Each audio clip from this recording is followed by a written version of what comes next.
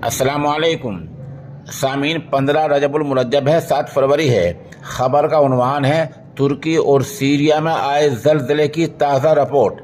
तुर्की और सीरिया में आए हालिया जल्जले में दोनों मुल्कों में 4,300 लोगों की मौत हो चुकी है। 5,600 इमारतें बिल्कुल तबाह और बर्बाद हो गई हैं। 15,000 से ज़्यादा लोग जख्मी हैं। आपको पता ही है, यह हादसा कल पीर के दिन अलग सुबह तकरीबन 4:15 बजे रूनुमा हुआ था। इस हादसे पर तुर्की ने अपने मुल्क में एक हफ्ते के शोक का ऐलान किया है। सीरिया और तुर्की दोनों ही मुल्कों के बड़े बड़े शहर अचानक खंडर में तब्दील हो गए हैं। हिंदुस्तान ने इस दुख की घड़ी में तुर्की की मदद की है।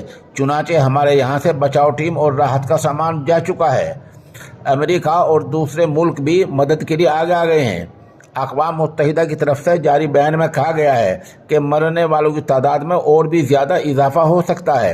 एक खबर ये भी आ रही है कि सीरिया में एक जेल की दीवार गिर गई है, जिस वजह से कई ख़तरनाक कैदी फरार हो गए हैं। जाहिर सी बात है, ज़ल्ज़ला जब आता है तो गुनाहों की वजह से आता है या आजमाइश की वजह से आता है। दूसरी जगहों के ज़ल्ज़लों को देखकर महसूस करके हमें खुद अपना भी मुहासबा करना चाहिए और ख़ुद उन बड़े गुनाहों से बचना चाहिए जिनकी वजह से अल्लाह का अज़ाब इंसान को पकड़ लेता है।